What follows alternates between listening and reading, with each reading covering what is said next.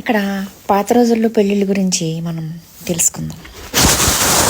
ఇక్కడ ఆధ్యాత్మికం, మానసికం, భౌతికం, ఇక్కడ అన్నీ కావాలి కదా మనకి ఈ కాన్సెప్ట్లో. ఇప్పుడు పెళ్ళి గురించి తెలుసుకుంటే పాత రోజుల్లో 5 years గ్యాప్ పెట్టేవాళ్ళు లేడీస్కి, జెంట్స్కి పెళ్లి వయసు తేడా. అది ఎందుకు పెట్టారు?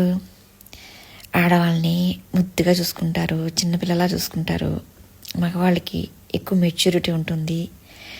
మగవాళ్ళంటే బయట సమాజంలో కొంచెం బలమైన భావన ఉంది అనే విషయం పాత రోజుల్లో అట్లా ఉంది.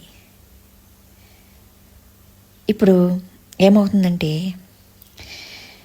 చిన్నవాళ్ళని బాగా పెద్దవాళ్ళు చేసుకోవడం, బాగా పెద్దవాళ్ళని ఆడవాళ్ళు బాగా చిన్నవాళ్ళని చేసుకోవడం అట్లా ఉంది. నేను ఎవరిని విమర్శించట్లేదు, ఇది ఎవరి విషయం గురించి కాదు, సమాజంలో జరుగుతున్నది చెప్తున్నాను. సరే, ఓకే, ఇష్టపడ్డారు, చేసుకున్నారు, కానీ తర్వాత ఎన్ని రోజులు సంతోషంగా ఉంటున్నారు వాళ్ళు? ఎంతకాలం ఉంటున్నారు? ఎప్పుడు ఈ తోడు కోసం వెతుకులాటేనా జీవితం అంతా? జీవితం అంతా కూడా నాకు ఎవరైనా ఉంటే బాగుండని ఆలోచనతోనే బాధపడుతూనే ఉంటారా జీవితం అంతా? ఇక మైండ్ ఎటు పోలేదు, అదే ఆలోచనతో ఉండి నిజంగా కెరియర్ కూడా నాశనం అవుతుంది, జాబ్ కూడా సరిగ్గా చేయలేరు ఈ బాధతోటి.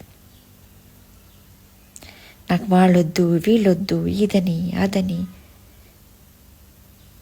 అసలు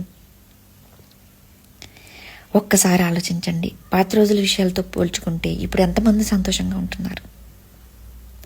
పెద్దలు ఊరికే పెట్టలేదండి, ప్రతిదానికి కూడా ఒక నియమం పెట్టారంటే అది జీవితంలో స్త్రీ పురుషులు ఇద్దరూ సంతోషంగా ఉండాలనే భావంతోనే పెట్టారు, అంతేగాని వేరే విషయం ఇదేదో చాదస్తం అని కాదు. అప్పుడు ఏమున్నా కానీ చాలా రోజులు సంతోషంగానే ఉండేవాళ్ళు కదా. కొన్ని ఒడిదుడుకులు వచ్చినా కానీ. ఇప్పుడు ఎందుకు చిన్నప్పటి నుంచి సంతోషం లేదు,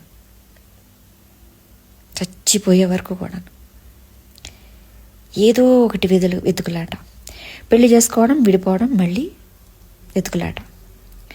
విడాకుల కోసం వెతుకులాట, విడాకులు అయ్యాక ఇంకోటి, విడాకులు వచ్చాక ఇంకోటి, మళ్ళీ కొత్త భార్య కొత్త భర్త వచ్చిన తర్వాత ఇంకోటి. జీవితాంతం ఇదే గోల. ఎప్పుడు సంతోషంగా ఉంటారు మేము మనసారా అందరూ కూడా? ఒక్కళ్ళని నేను అంటలేదు, ఇక్కడ ఈ రోజుల్లో జరుగుతున్నది మాత్రమే చెప్తున్నాను. ఎప్పుడూ ఒకళ్ళని నేను విమర్శించను, కానీ తెలుసుకుంటారని మాత్రమే. జీవితంలో అసలైన సంతోషం అంటే ఏంటో తెలుసుకుంటారు. పద్ధతులు అనేవి ఊరికే పెట్టినవి కాదు, అది పాటిస్తే మాత్రం కొన్ని నియమాలు ఉంటాయి. ఆ నియమం ప్రకారం ఉంటే అన్నీ మంచి జరుగుతుంది. ఇప్పుడు ఫుడ్ చూడండి, యాక్చువల్గా అదేమవుతుంది? సరైన టైంలో తీసుకోపోతే కూడా వ్యాధులు వస్తాయి, సరిగ్గా తీసుకోపోతే కూడా వ్యాధులు వస్తాయి, తినకపోతే కూడా వ్యాధులు వస్తాయి. ఇదే ఒక ఉదాహరణ అన్ని విషయాల్లోనూ కూడా. అందుకని సరైన ఏజ్లో పెళ్లి చేసుకోవాలి, సరైన ఏజ్లో పిల్లల్ని ఆడాలి,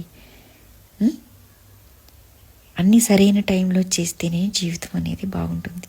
అటు కాకుండా రివర్స్గా చేశారనుకోండి, అది ప్రకృతి విరుద్ధం అవుతుంది. ప్రకృతి విరుద్ధంగా చేస్తే ప్రకృతి మనకు సహకరించదు. అందుకని ప్రకృతికి అనుగుణంగా వెళ్ళినప్పుడు మన జీవితం ఎప్పుడూ బాగుంటుంది. ఇది ఎందరు అంగీకరిస్తారో నాకు తెలియదు, కానీ మరి ఎందరికి నచ్చుతుందో నాకు తెలియదు, కానీ నాకు తోచింది అయితే నేను చెప్పాను. ఇది వేరే ఎవరిని ఉద్దేశించింది కాదు, ఇప్పుడు జరుగుతున్న విషయాల గురించి నేను చెప్తున్నాను, అంతేనండి. నేను ఎప్పుడూ ఒకరిని విమర్శించను, కానీ దానివల్ల ఏం నష్టాలు వస్తాయా అనేది మాత్రమే నేను చెప్తున్నాను. ఇది చాదస్తం కాదు, పెద్దలు అనుభవంతో చెప్పింది, గుర్తుపెట్టుకోండి.